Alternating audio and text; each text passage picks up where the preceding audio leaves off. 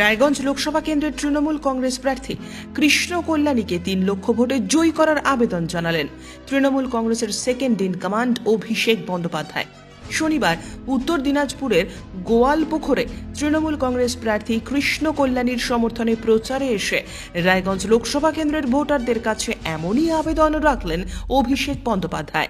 কৃষ্ণ কল্যাণী জয়ী হলে গোয়ালপুকুর উন্নয়নের দায়িত্ব নেবেন তিনি নিজে। অভিষেক ব্যানার্জির অভিযোগ, প্রধানমন্ত্রী এ রাজ্যে প্রচারে এসে মিথ্যে কথা বলেছেন। বিজেপি ক্ষমতা এলে লক্ষ্মীর ভান্ডার বন্ধ করে দেওয়ার হুমকি দিয়েছেন। তিনি আরো কি বললেন শুনে নেব উত্তরের প্রহরীর এই বিশেষ প্রতিবেদনে। 2000 मैं आज यहाँ पे आया हूँ, इसके बाद मैं इटाहार जाऊंगा।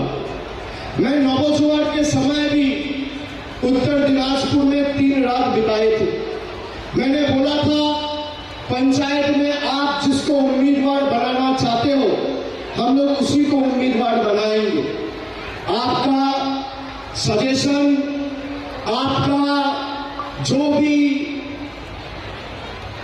सुझाव थे हम वो सुझाव लिए और उम्मीदवारों को पंचायत में खड़ा किया। आपने एक तरफा तृणमूल को जिताया। इस बार रायगंज लोकसभा से 3 लाख वोट से कृष्ण कल्याणी को जिताना है और मैं आपको वादा करके जाता हूं कि यहाँ के विकास और तरक्की का जिम्मेदारी मैं अपना कंधे में आज आप सबके सामने उठा कर लेके जाऊंगा। कुछ भी चाहिए होगा, हमारी मामटी मानुष, बंगाल की सरकार, दीदी की सरकार, तृणमूल की सरकार करेंगे। आवास के लिए 3 साल से आप लोगों ने अप्लाई किया। सिलीगुड़ी में प्रधानमंत्री ने सभा करके बोला था कि आवास में केंद्र की सरकार राज्य को हजार करोड़ रुपया दिया है। मैं प्रधानमंत्री को हाथ जोड़ करके निवेदन किया कि अगली बार आप जब बंगाल में आइएगा तब हाथ में एक कागज लेके आइएगा कि पैसा आपने 3 साल में कितना दिया। आज 36 दिन हो गए, 10 पैसा का कोई प्रूफ बीजेपी का कोई नेता जनता के सामने रख नहीं पाई। 16 तारीख बीजेपी की रैली थी, यहाँ पे देश के प्रधानमंत्री आए, कागज दिखाया क्या? और आपसे कागज मांग रहे हैं कि सीए का नाम पे कागज दिखाओ, कागज दिखाओ, कागज दिखाओ।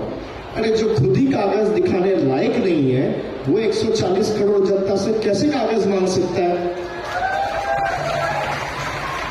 आपके पास कागज है तो आप दिखाइए, कोई मना तो नहीं कर रहा है, पर आप कागज दिखा नहीं पा रहे क्योंकि आपने लोगों को गुमराह करने का काम किया है। मैं आपसे पूछना चाहता हूं, बीजेपी के लोग कह रहे हैं बीजेपी यहां से जीतेगा तो लक्ष्मी भंडार बंद हो जाएगा। मेरी माएं बहनें जो यहां पे है, मैं आपसे पूछना चाहता हूं, आप चाहते हैं लक्ष्मी भंडार बंद हो जाए?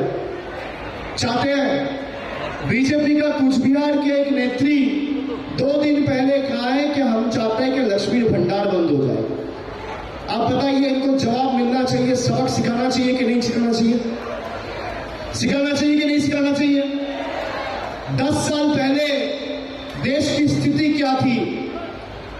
क्या भाव था तेल का, पेट्रोल का, डीजल का, खाने का, गैस का, दूध का, आटा।